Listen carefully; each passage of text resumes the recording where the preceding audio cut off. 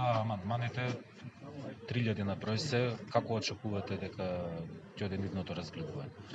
Јас очекував да седнеме и да поразговараме за ова онлайн идеја која што ја турка владеачкото мнозинство, имајќи во предвид дека собранието е функционално. Ние во парламентот имаме минимум 115 пратеници, секогаш присутни на седница, кои што можат да разговараат, да дискутираат за се. Единствената причина поради која што се бара ова онлайн собрание е малиот број на пратеници од владеачкото мнозинство. 62 пратеници е далеку од функционално мнозинство кое што би можело да работи без да се согласува по однос на законите и она што доаѓа како материјал во собранието со опозицијата. Да не заборавим, 58 пратеници од опозицијата представуваат повеќе од пола милион граѓани на оваа држава и тие пола милион граѓани кои што го дале гласот за опозицијата очекуваат нешто од таа опозиција и се наставовите заедно со опозиционите партии. За жал, немаше слух од страна на владеачкото мнозинство, се поднесе овој деловник без консензус.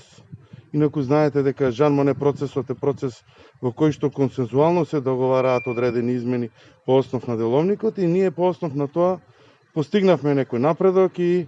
се надевав дека на следниот Жан Моне ќе успееме и оние мали несогласувања да ги усогласиме за да можеме да имаме еден деловник кој што ќе одговара и на власта и на опозицијата. 3000 амандмани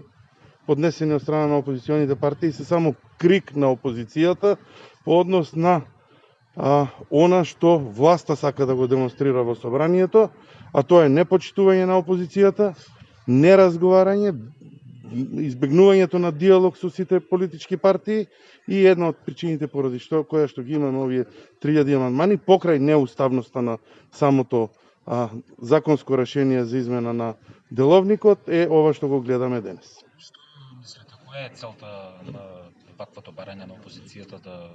се смени деловникот на овој начин за да можат пратениците да гласаат? Како што ви кажав, значи малиот број на пратеници, посебно од страна на власта, за протуркување на одредени законски решенија кои што немаат допирна точка со проблемите кои што ги има во државата, поврзани со ковид кризата, односно законите од здравството и економијата,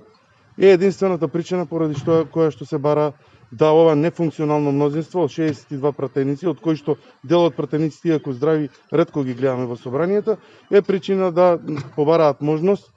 која што ќе им даде можност за да го имаат стално тоа мнозинство на располагање. Ние уште на самиот старт кажавме дека формирање на влада со поддршка од 62 пратеници не е некоја добра опција, меѓутоа така решија да работат и ние сме еве тука за да ги освестиме и да ги разбудиме од сето она што го прават во изминатиот период. Морам да потсетам дека секоја она законско решение поврзано со одредени бенефиции на граѓаните, помагање на економијата, помагање на стопанството, помагање на здравствената криза од страна на ВМРО-ДПМН не беа закочени во изминатиот период. Напротив, даваме целосна поддршка и со наши амандмани пробуваме да ги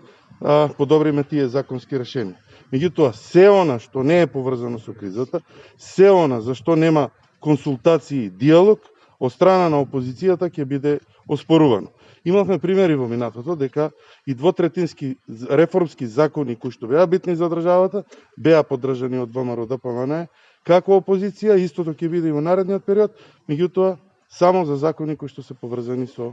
оваа криза и за подобрување на состојбата како економска, така и здравствена на граѓаните во Република Македонија. Ви благодарам.